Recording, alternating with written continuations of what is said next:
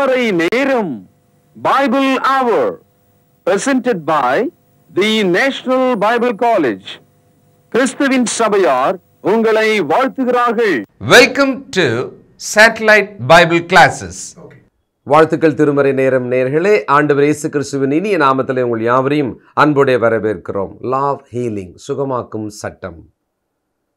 சட்டம் போட்டு இந்த உலகத்தில் நிறைய விஷயங்களை தேசங்கள் செய்து தேவன் தம்முடைய வேதத்தில் தம்முடைய பைபிளில் சுகம் கொடுப்பதற்காக சட்டங்களை வச்சிருக்கிறார். சட்டங்களை மீறினால் சுகமீனம் உண்டாகும். நடுவில் ஒரு விஷயம் கவனிக்கணும். சட்டங்களை மீறினால் அங்கே பாவம் பிறக்கிறது. ஏன்னா பிரமாணத்தை மீறுவதே பாவம். பாவம் மனுஷனுடைய வாழ்க்கையில் பல தீமையான விளைவுகளை கொண்டு வருது. அந்த தீமையான விளைவுகளில் ஒன்று இந்த வியாதி என்பது. இதை நாம் புரிஞ்சுக்கணும். இப்போது ரொம்ப இந்த வெயிட் லிஃப்டர்லாம் இருக்காங்க பார்த்தீங்களா, அவங்க ரொம்ப வலுவாக இருக்கணுன்றதுக்காக இயற்கையான மற்றும் செயற்கையான நிறைய விஷயங்களை உட்கொள்வாங்க. ரொம்ப திடகாத்திரமாக இருப்பாங்க. அப்படி ஒருத்தர் எனக்கு தெரியும். அவர் ரொம்ப திடகாத்திரமாக நல்லா இருந்தார். எல்லாருமே பார்த்தா பொறாமப்படுற அளவுக்கு அவருடைய அந்த ஒரு ஸ்டாச்சு பாடி அவ்வளோ அழகாக இருக்கும். ஆனால் திடீர்னு சில வாரங்கள் அவருடைய சரீரம் மெதுவாக மெலிய ஆரம்பிச்சது. எப்படி இந்த பலூனில் ஒரு சின்ன ஓட்டை விழுந்த உடனே சுருங்கிடும் இல்லையா, காற்று போன உடனே, அந்த மாதிரி. அல்லது ஒரு பூவை வாங்கி ஃப்ரெஷ்ஷாக பார்க்குறோம், ஒரு 3ஆவது நாள் பார்த்தீங்கன்னா இதழெல்லாம் சுருங்கி காஞ்சு போயிடும். அதுபோல் சில வாரங்களில் அவருடைய உடல் அப்படியே மெதுவாக மெலிந்து எலும்பும் தோலும்னு சொல்கிற பார்த்தீங்களா, அப்படி ஆயிட்டார். சரி, அவர் பயந்து போய் மருத்துவ பரிசோதனை, பெரிய மருத்துவமனைகள், பெரிய டாக்டரோட opinion, first opinion, second opinion, அப்படியெல்லாம் போய் பார்த்துட்டு எல்லாமே நல்லா தான் தெரியுது. ஏதோ தவறு வியாதி கஷ்டம் இருக்க தான் செய்யுது. ஆனால் என்னன்னு எங்களுக்கு சொல்ல தெரியல. இன்னதுன்னு சொன்னால் கூட ஒரு மனுஷனுக்கு ஓரளவுக்கு நிம்மதி கிடைக்கும். இன்றைக்கி இந்த மாதிரி பல பரிசோதனைகளை செய்து ஒன்றும் இல்லைன்னு சொல்லி வலி நீங்கலை, வியாதி போகலை.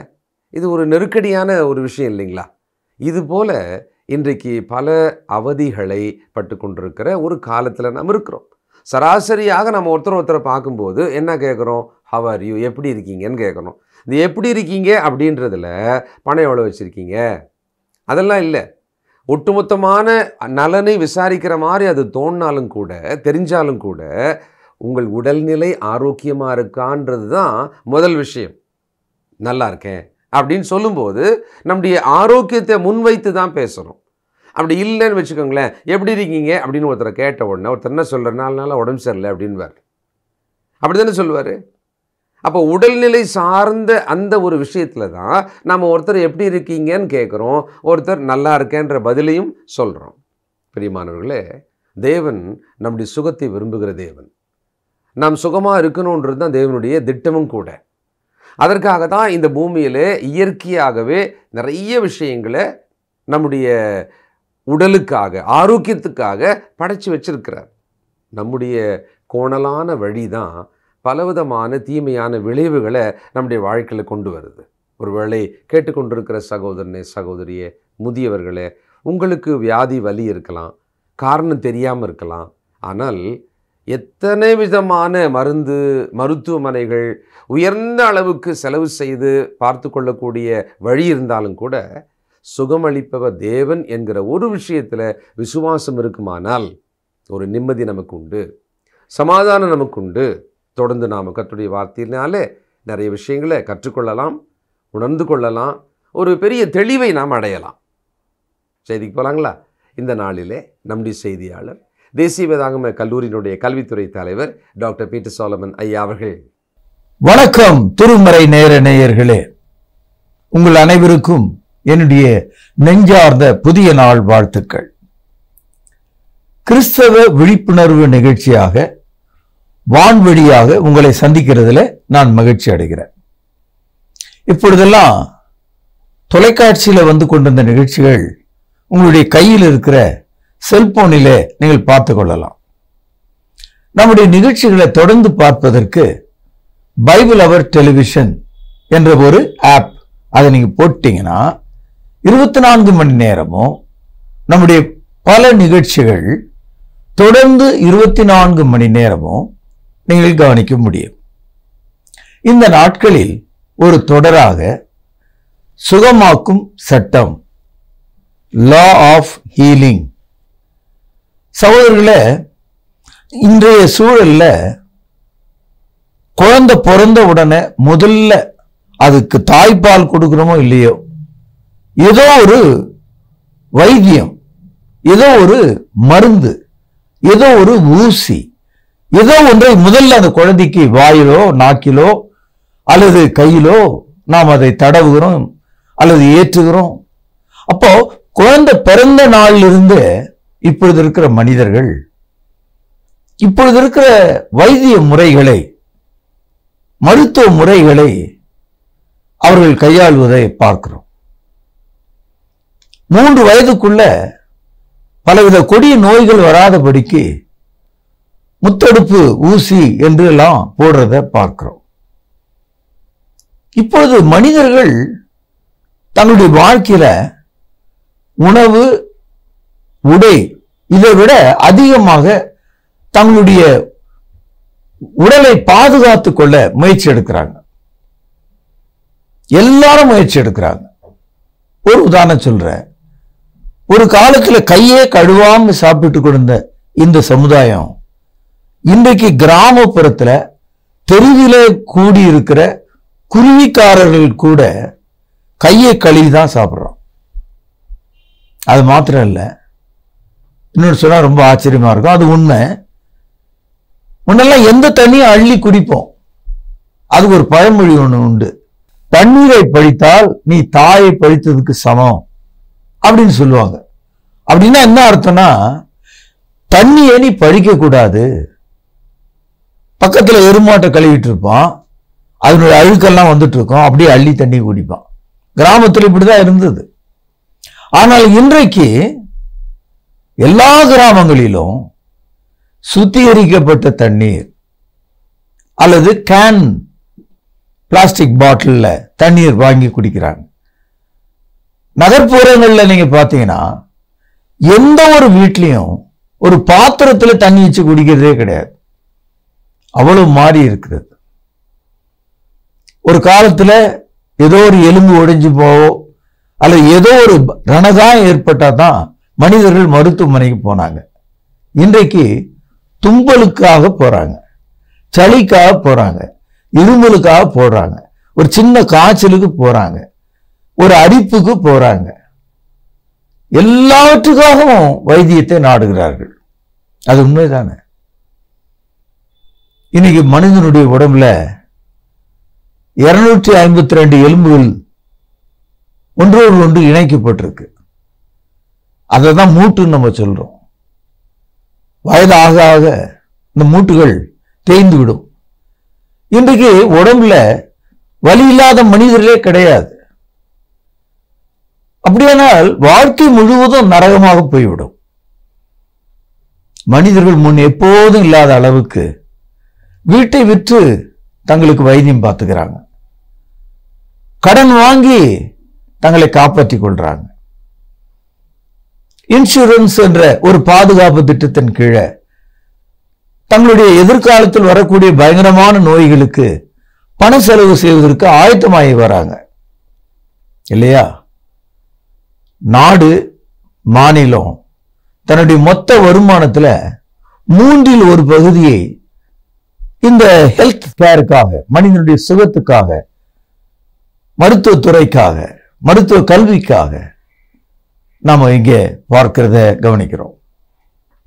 அது மாத்திரம் இல்ல, இன்னைக்கு இந்த மருத்துவ உலகம் பிரம்மாண்டமாக வளர்ந்து சாதாரணமாக ஒரு பிரசவத்துக்கு 2 லட்சம் ரூபாய் செலவு செய்கிற அளவுக்கு இன்றைக்கு சென்று விட்டது. என்னுடைய தாயார் சொன்னாங்க, நான் பிறந்த போது மொத்தமாக 2 ரூபாய் செலவு பண்ணாங்களாம். நான் சொல்வது ஒரு 74 ஆண்டுகளுக்கு முன்னால. ஆனால் இன்றைக்கு 2 லட்சம் ரூபாய் செலவு செய்யப்பட வேண்டியதா இருக்கிறது. நண்பர்களே, வியாதியினுடைய எல்லையை நாம் எங்கே என்று தெரியாம தவிக்கிறோம். ஒரு நாளைக்கெல்லாம் கோழியிலிருந்து சிக்கன் குனியா வருகிறது, குரங்கிலிருந்து வருகிறது, பன்றியிலிருந்து வருகிறது, பூக்களுடைய மகரந்த தூளில் இருந்து வருகிறது. இந்த டாக்டருங்கெல்லாம் அவரை போய் சந்திச்சப்போ ஒரு பேப்பர்ல உங்களுக்கான மருந்து எழுதுறாங்க இல்லையா, முதல்ல பாத்தீங்கன்னா இங்கிலீஷ்ல ஆர் மாதிரி ஒன்று போட்டு ஒரு எக்ஸ் மாதிரி அந்த வால்ல போட்டிருக்கோம். இது கிரேக்க மொழியில் இருக்கிற ஒரு குறிப்பு. விப்பியோ என்பதுதான் அந்த கிரேக்க வார்த்தை. அந்த ஒரு சொல்ல ஒரு எழுத்தை அங்க போட்டிருக்காங்க. அதுக்கு இங்கிலீஷ்ல தெரபெட்டிக் என்ற ஒரு வார்த்தை. இந்த தெரபெட்டிக்னா என்ன அர்த்தம்னா கியூர், சுகமாகுதல்னு அர்த்தம். ஆகவே மருத்துவர்கள் உங்களுக்கு மருந்து எழுதும் போது முதலில் குறிக்கிற அந்த RX என்ற அந்த வார்த்தை சுகம் என்ற சொல்லிலிருந்து தான் தொடங்குகிறது. நீங்கள் சுகமா இருப்பதற்காகவே நான் இதை எழுதுகிறேன் என்றுதான் அவர் நினைத்து எழுதி கொண்டிருக்கிறார். கேள்வி என்னன்னா, நம்ம சுகமானமா? சரி, அப்படியே சுகமானதாக நாம் நினைத்தாலும் முடிவு என்ன? காலஞ்சென்ற தமிழகத்தினுடைய முதல்வர் 72 நாட்கள் மிக புகழ்பெற்ற ஒரு மருத்துவமனையில எவ்வளோ கோடியான கோடிகளை செலவு செய்து மேலை நாடுகளிலிருந்து மருத்துவர்கள் எல்லாம் வரவழைத்து அவரை சுகமாக்க எண்ணினார்கள். 72வது நாளில் அவர் எல்லாவற்றையும் விட்டுவிட்டு மருத்துவமனையில இறந்து போனதை நம்ம பார்த்தோம். கேள்வி என்னன்னா, அவர்களுக்கு எல்லா வசதியும் இருந்தது, எல்லாம் இருந்தது. அவரை போய் பார்க்க போனவங்க மட்டும் கீழே காபி இட்லி இதெல்லாம் சாப்பிட்டதுக்கு ஏறக்குறைய 1.5 கோடி செலவு பண்ணியிருக்காங்க அந்த மருத்துவமனையில. விசிட்டர்ஸ் சாப்பிட்டதுக்கான செலவாது. அப்படியானால் அவர்களுக்கு எவ்வளவு செலவு பண்ணியிருப்பாங்க? சுகமானார்களா? அப்ப அதுல இருந்து என்ன தெரியுதுன்னா, யோபு 14ஆம் அதிகாரம் 1 வசனம், ஸ்திரீனிடத்தில் பிறந்தவன், கவனிங்கள், சஞ்சலம் நிறைந்தவனும் வாழ்நாள் குறைந்தவனுமாய் இருக்கிறான். புரியுதுங்களா? ஸ்திரீனிடத்துல பிறந்த ஆளு சஞ்சலம் நிறைந்தவனும் வாழ்நாள் குறைந்தவனுமா இருக்கான். எதனால? இப்படி நோயால தாக்கப்படுவதால். சஞ்சலம் எதனால? இந்த நோயினுடைய வலியினால, தீராத வலி. எத்தனை பேர் வயிற்று வலிக்கு தூக்குப்பட்டு சாராங்க. அப்ப எவ்வளவு வயிற்று வலி கடுமையா இருந்தா அவர்கள் உயிரையே மாய்த்து கொள்கிறார்கள். கவனிங்க நீங்க. ஆகவே ஸ்திரீனிடத்தில் பிறந்தவன் சஞ்சலம் நிறைந்தவனும் வாழ்நாள் குறைந்தவனுமா இருக்கிறான். எபிரேயர் 9வது அதிகாரம் 27வது வசனத்துல, அன்றியும் நாம் ஒரு தரம் பிறப்பதும் பின்பு மரித்து நியாய தீர்ப்பு அடைவதும் மனுஷனுக்கு நியமிக்கப்பட்டிருக்கிறது. இந்த நியமிக்கப்பட்டிருக்கிறது என்ற அந்த வார்த்தை ஆங்கிலத்தில் எப்படி இருக்குன்னா அப்பாயிண்டட். அதாவது உங்களுக்கு ஒரு வேலையில அப்பாயின்மெண்ட் கொடுக்கிற மாதிரி மனிதர்களாகி நமக்கு மரணம் ஒரு அப்பாயின்மெண்ட் மாதிரி இருக்கு.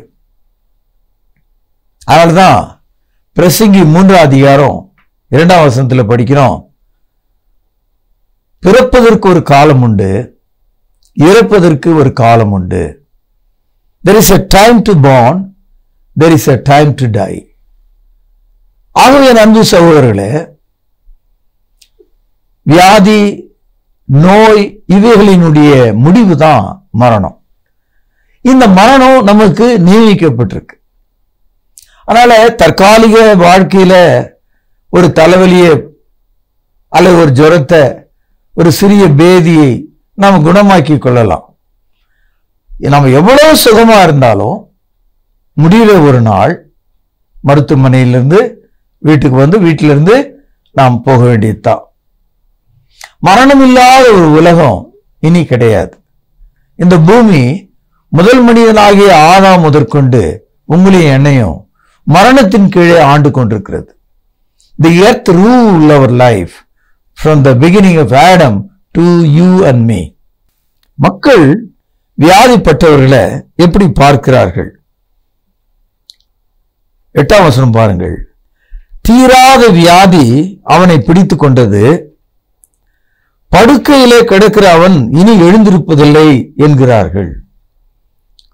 பாருங்க, வியாதியில குமுறி கொண்டு ஒரு கூட்டம், வியாதிஸ்தங்கிட்ட பணத்தை பிடுங்கிக் கொள்கிற இன்னொரு கூட்டம், மருத்துவமனை லேப் என்று செலவு கூடுதலாய் போய் கொண்டிருக்கிறது.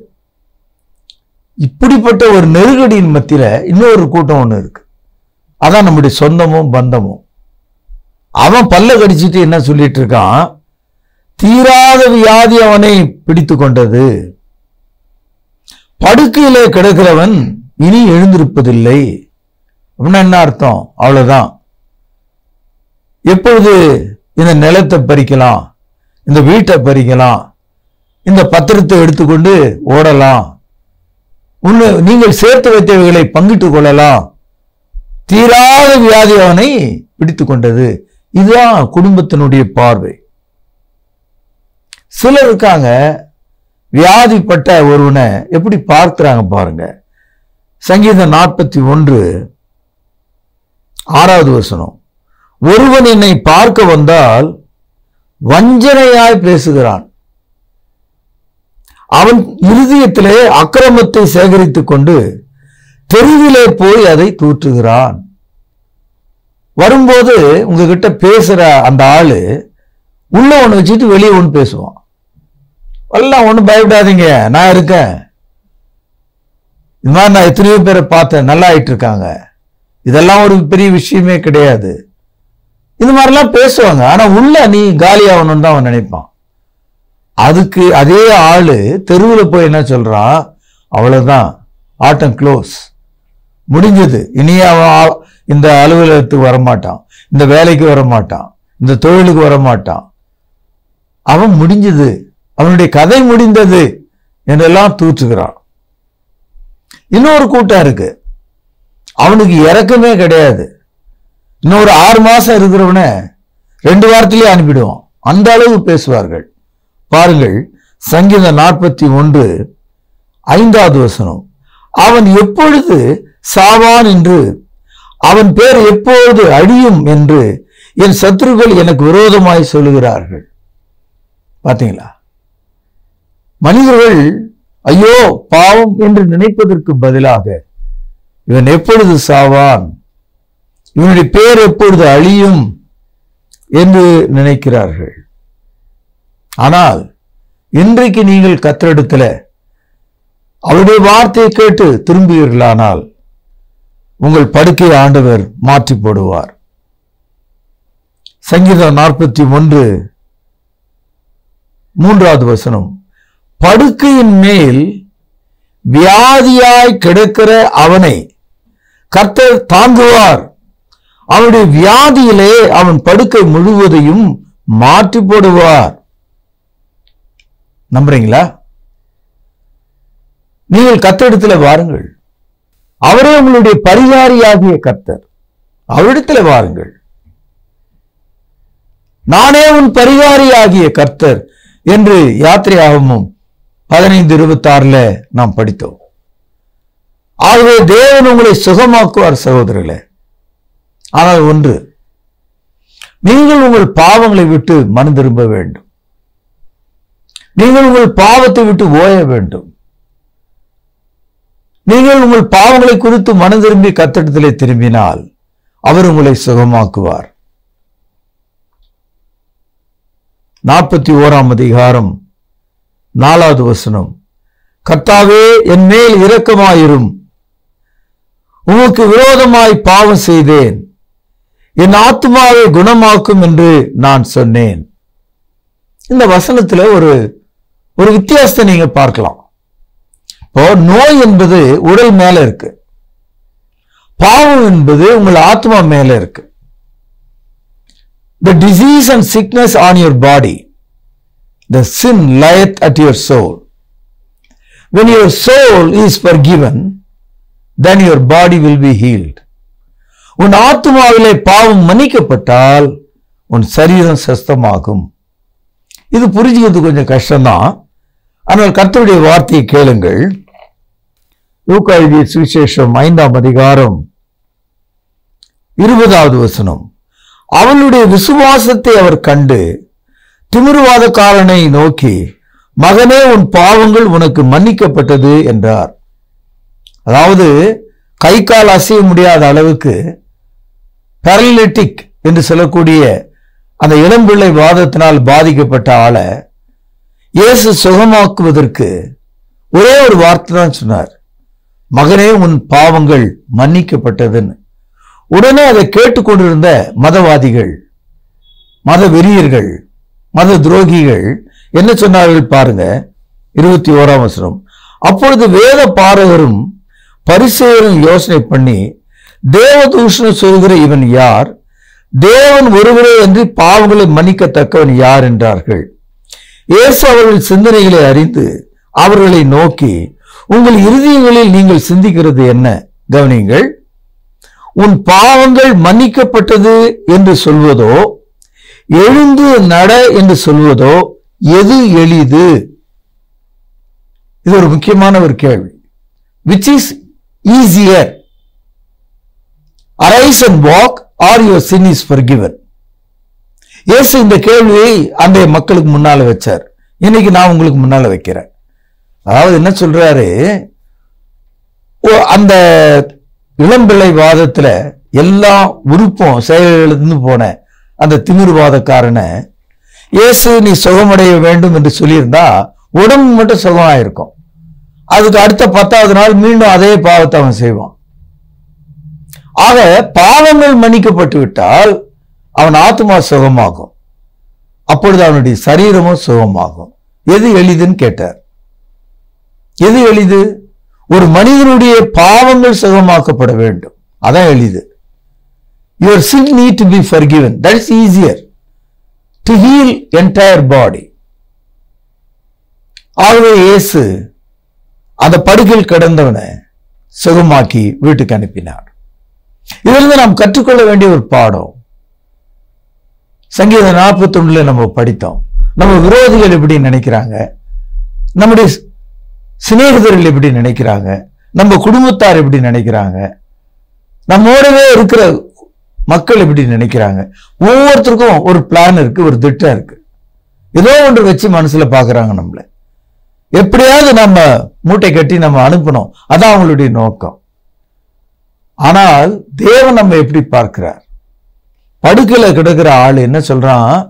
தேவனே, உமக்கு விரோதமாக நான் பாவம் செய்தேன், என் பாவத்தை எனக்கு மன்னியும் என்று கேட்டான். கர்த்தர் அவனை சுகமாகும்படி இறங்கினார். நாளை இதனுடைய தொடர்ச்சி நாம் கவனிப்போம், பிரார்த்தனை செய்வோம். பரிசுத்தமுள்ள தகப்பனே, எங்களுக்கு உமது கிருபையை தாரும், உமது வார்த்தையினால் எங்களை சுகமாக்கும். இயேசுவின் நாமத்திலே ஜெபம் கேளும் பிதாவே, ஆமென். திருமறை நேர நேயர்களுக்கு இயேசு கிறிஸ்துவின் அற்புதமான நாமத்தில் வாழ்த்துக்கள். லா ஆஃப் ஹீலிங், சுகமாக்கும் சட்டம் என்ற தொடரை பார்த்து கொண்டு வருகிறோம். நேயர்களே, நேற்றைய நிகழ்ச்சி மிகவும் பிரயோஜனமாக இருந்ததாக அநேக தொலைபேசியின் வழியாக தெரிவித்திருந்தீர்கள். உங்களை பாராட்டுகிறோம். லா ஆஃப் ஹீலிங் என்ற இந்த தொடர் நிச்சயமாக உங்களுக்கு பிரயோஜனமாக இருக்கும் என்பதில் சந்தேகமில்லை. இன்றைக்கு வியாதியினுடைய காரணம் என்ன? யாராலே நமக்கு வியாதி வருகிறது? அநேக வியாதிகள் நாம் செய்கிற தவறுகளாலே, உணவு பழக்கங்களாலே, தொற்று நோய்களாலே, ஏன் சில வியாதிகள் பிசாசினாலும் உண்டாகிறது.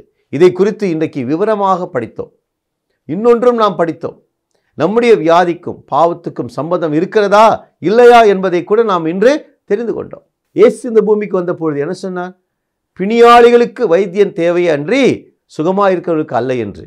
ஆம் பிரியமானவர்களே, சுகமாக்கும் சட்டம் இன்றைக்கு ஒவ்வொருவருக்கும் தேவைப்படுகிறது. ஏனென்றால் நாம் எல்லாரும் ஏதோ ஒரு வகையிலே வியாதியிலே பாதிக்கப்பட்டிருக்கிறோம். பிறந்த குழந்தை முதல் மரிக்கும் தருவாயில் இருக்கிற ஒவ்வொரு மனிதனுக்கும் இன்றைக்கு வியாதி இருக்கிறது. இந்த வியாதியிலிருந்து எப்படி மீளுவது என்பதைத்தான் இன்றைக்கு மனுக்குலம் போராடி கொண்டிருக்கிறது. ஆராய்ச்சி நிறுவனங்கள் மருந்துகளை புதிதாக கண்டுபிடித்துக் கொண்டிருக்கிறார்கள். ஒரு மனிதன் தன்னுடைய சம்பளத்தில், அதாவது வருமானத்தில் ஏறக்குறைய 30% அதிகமாக மருந்து வாங்குவதற்காக பயன்படுத்துகிறார் இல்லைங்களா? எல்லா மருத்துவமனைகளும் நிரம்பி வழிந்து கொண்டிருக்கிறது. வகை வகையான மருத்துவங்களை இப்பொழுது அறிமுகம் செய்து கொண்டிருக்கிறார்கள். மக்கள் மருந்தை தேடி ஓடிக்கொண்டிருக்கிறார்கள். நீங்கள் கர்த்தரிடத்தில் திரும்புங்கள் என்று இந்த நிகழ்ச்சியின் வாயிலாக உங்களை அழைக்கிறோம். நானே உன் பரிகாரியான கர்த்தர் என்று தேவன் தன்னை அறிமுகப்படுத்தி கொண்டிருக்கிறார். பிரியமானவர்களே, தேவனிடத்தில் திரும்புங்கள். சரீர பிரகாரமான வியாதிக்கும் ஆவிக்குரிய வியாதிக்கும் சுகம் பெற்றுக் கொள்ளும்படி அன்போடு அழைக்கிறோம். இன்று நீங்கள் கேட்ட செய்தியிலிருந்து உங்களுக்கான பரிசு கேள்வி இதுதான். வியாதியின் ஊற்றுக்கண்ணாக பாவம் இருக்கிறது சரியா? கேள்வி மீண்டும் சொல்லுகிறேன், எழுதி கொள்ளுங்கள். சரி தவறு என்று எழுதினால் போதும், வசனத்தை குறிப்பிட்டு சொன்னால் நலமாயிருக்கும். வியாதியின் ஊற்றுக்கண்ணாக பாவம் இருப்பது சரியா? எழுதி கொண்டீர்களா? நல்ல பரிசுகள் காத்திருக்கிறது. உடனே பதில் எழுதுங்கள். நேயர்களே, நீங்கள் புதிய ஏற்பாட்டு சத்தியத்துக்கு இன்னும் கீழ்ப்படியாதவர்களாயிருந்தால் சீக்கிரமாய் புதிய ஏற்பாட்டு சத்தியத்துக்கு கீழ்ப்படிய உங்களை அன்போடு அழைக்கிறோம். நம்முடைய நிகழ்ச்சிகள் பைபிள் அவர் டிவி ஆப் மூலமாக ஒவ்வொரு நம்முடைய நிகழ்ச்சிகளை ஆண்ட்ராய்டு ஃபோன் மூலமாக பைபிள் அவர் டிவி ஆப்பை பதிவிறக்கம் செய்து பார்க்கும்படி உற்சாகப்படுத்துகிறோம். நீங்கள் சென்னையில் இருக்க நேர்ந்தால் நீங்கள் சென்னையில் இருக்க நேர்ந்தால் எங்களோடு வந்து புதிய ஏற்பாடு தொழுகை செய்ய அன்புடன் அழைக்கிறோம். இந்த நிகழ்ச்சி நேரங்களை மற்றவர்களுக்கு சொல்லுங்கள். உலகமெங்கும் வாழும் தமிழ் உள்ளங்கள் நேரடியாகவும் இன்டர்நெட் வழியாக இந்த நிகழ்ச்சிகளை பார்க்கலாம். மீண்டும் உங்களை சந்திக்கும் வரை நமது ஆண்டவரும் கர்த்தரும் இரட்சகருமாக இருக்கிற இயேசு கிறிஸ்துவின் கிருபை உங்கள் அனைவரோடும் கூட இருப்பதாக. தொடர்பு கொள்ள வேண்டிய முகவரி: திருமறை நேரம், 58 சர்ச் தெரு, குமரன் நகர், சென்னை 6082. செல்போன் 9385500882. கர்த்தாவே, தேவர்களில் உமக்குப்பானவர் யார்? வானத்திலும் பூமியிலும் உமக்குப்பானவர் யார்?